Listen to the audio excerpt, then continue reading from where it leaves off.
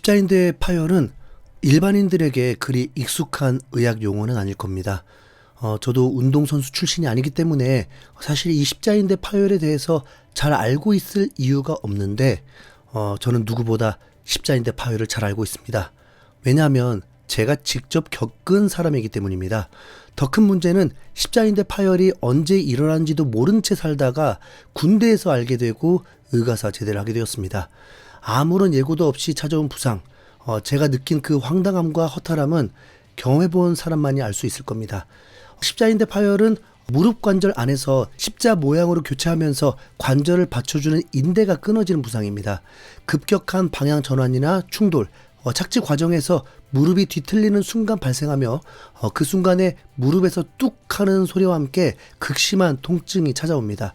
재건술 수술의 재활까지 최소 6개월에서 1년 이상이 걸리는 중상입니다. 일반인 기준으로는 재건술 이후에 충분한 재활을 거치면 일상생활에 큰 불편 없이 살 수 있게 됩니다. 하지만 축구 선수에게는 전혀 다른 이야기입니다. 십자인대가 파열되는 순간 최소 1년은 그라운드로 복귀할 수가 없습니다. 그것도 부상 이전의 운동 능력이 온전히 회복된다는 보장조차 없습니다. 한번 끊어진 인대는 평생 시한폭탄처럼 선수 곁에 남아있게 됩니다. 그 공포를 안고 매 경기를 뛰어야 하는 것이죠.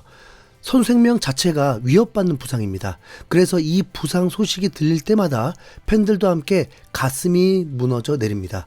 제 기억 속에 가장 익숙한 십자인대 파열의 비극은 황선홍부터 시작됩니다. 1998년 프랑스 월드컵을 앞두고 치른 중국과의 평가전, 프랑스로 출국하기 불과 하루 전에 치른 경기였습니다. 황선홍이 문전으로 쇄도하다가 중국 골키퍼와 충돌하면서 쓰러졌고 십자인대 파열 진단을 받았습니다. 당시 차범근 감독이 황선홍은 대표팀 전력의 절반 이상이라고 공공연하게 말할 정도로 핵심 중에 핵심이었는데 이미 엔트리 제출이 끝난 상태라서 대체 선수 발탁도 불가능했습니다. 심지어 이 평가전 자체를 차범근 감독은 반대했었습니다. 하지만 축협이 강행했고 그 결과는 너무나 참혹했습니다. 결국 황선홍은 월드컵 내내 벤치에서 진통제를 맞으면서 분노를 삼켜야 했습니다. 뛰고 싶어도 뛸 수 없는 상황에서 그냥 지켜봐야만 했던 황선홍의 심정은 어땠을까요? 그 장면이 지금도 너무 안타깝습니다. 이후에 고종수가 바통을 이어받습니다. 히딩크의 황태자로 불리면서 2002 한일 월드컵을 향해서 달려가던 고종수는 2001년 8월 25일 전남과의 K리그 경기에서 후반 교체 투입됐다가 불과 7분 만에 십자인대 파열 부상을 입습니다. 교체로 들어간 지 단 7분, 그 짧은 순간에 모든 것이 무너졌습니다. 주치의로부터 더 이상 축구를 하면 안 된다는 통보까지 받을 정도로 치명적인 부상이었습니다. 재활에만 11개월이 소요됐고 결국 2002 월드컵 대표팀 탈락으로 이어졌습니다. 히딩크의 황태자에서 하루아침에 잊혀진 선수가 되어버린 고종수. 화려했던 커리어의 꺾이는 소리가 그 순간 함께 들렸을 겁니다. 대한민국 축구가 엄청난 보물을 잃은 순간이었습니다. 그리고 이동국입니다. 2006년 독일 월드컵을 앞두고 컨디션이 절정에 달해 있던 이동국은 리그 4경기 연속골을 넣었던 4월 5일 인천과의 경기에서 달리던 중에 혼자 넘어지면서 오른쪽 무릎 십자인대가 완전히 파열됐습니다. 누군가와의 충돌도 아니었습니다. 그냥 달리다가 혼자 쓰러진 거였죠. 그만큼 허무하고 잔인한 부상이었습니다. 이동국은 그날 밤에 아내 몰래 서럽게 울었다고 합니다. 결국 수술을 받기로 하면서 월드컵 출전은 완전히 무산됐습니다. 그리고 김승규, 2024년 1월 AFC 아시안컵 조별리그 1차전을 마친 뒤에 2차전 데뷔 훈련 중에 십자인대 파열 부상을 당하면서 카타르 아시안컵 잔여 경기를 모두 뛰지 못하게 됩니다. 경기도 아닌 훈련 중에 당한 부상이란 점에서 더욱 허탈함을 안겼습니다. 그 후에 재활을 마치고 복귀했지만 같은 해 10월 또다시 부상이 재발하면서 시즌 아웃을 당했습니다. 한 번 다친 십자인대가 얼마나 위험한지를 김승규가 몸소 보여준 사례였습니다. 이렇게 한국 선수들의 십자인대 파열 소식을 들을 때마다 안타깝고 또 안타까웠습니다.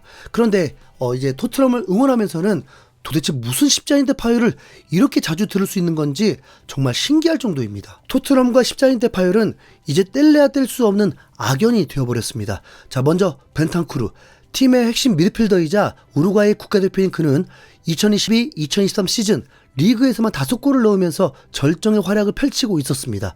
그러던 2023년 2월 12일에 레스터시티와의 리그 경기 후반전에 낭팔레스 맨디와 충돌한 뒤에 무릎을 붙잡고 쓰러졌고 눈물까지 흘리면서 경기장을 떠났습니다. 왼쪽 무릎 전방 십자인대 파열, 시즌 아웃이었습니다. 가장 좋은 시절에 찾아온 가장 나쁜 부상이었습니다. 벤탄쿠르는 토트넘에 와서 경기 중에 치명적인 부상을 정말 많이 당한 선수 중에 한 명입니다. 그리고 이후에 2025년 1월에 드라구신이 유로파리그 경기에서 십자인대 파열로 시즌 아웃이 됐습니다. 당시에는 검증 실패로 낙인도 됐었지만 그냥 부상자가 너무 많았던 상황에서 드라구신이 1년 동안 쉬게 되면서 수비수들도 과부하가 계속 찾아옵니다. 클루셉스키 또한 십자인대급 대형 부상을 피해가지 못했습니다. 얘는 병명도 안 나왔습니다. 통증이 있는데 원인을 찾지 못했다면서 한 달, 2달 하더니 어느새 1년째 쉬고 있는 황당한 상황입니다. 강철 체력이라고 하면서 3, 4일 간격 경기에서 선발 출전하면서 체력 하나는 정말 대단하다 했는데 정작 토트넘이 가장 필요로 하는 순간에 없는 선수가 되어버렸습니다. 아직 끝난 게 아닙니다. 더 충격적인 소식이 기다리고 있었습니다. 손흥민이 토트넘을 떠난다는 발표가 있던 바로 다음 날 중요한 경기도 아닌 한국에서 열린 프리시즌 친선 경기에 교체 투입된 지 채 10분도 되지 않아서 제임스 메디슨이 쓰러졌습니다.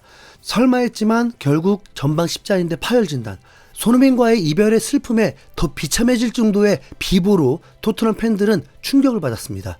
손흥민 다음 주장 후보로 지목받던 메디슨이 개막도 하기 전에 시즌 아웃이 된 겁니다.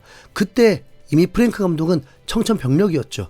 그리고 오도베르, 3천만 유로를 지불하면서 영입한 오도베르는 시즌이 진행되면서 점차 제 기량을 발휘하고 있었는데 십자인대 파열 부상으로 시즌 아웃 판정을 받았습니다. 제대로 날개짓도 못해보고 쓰러진 겁니다.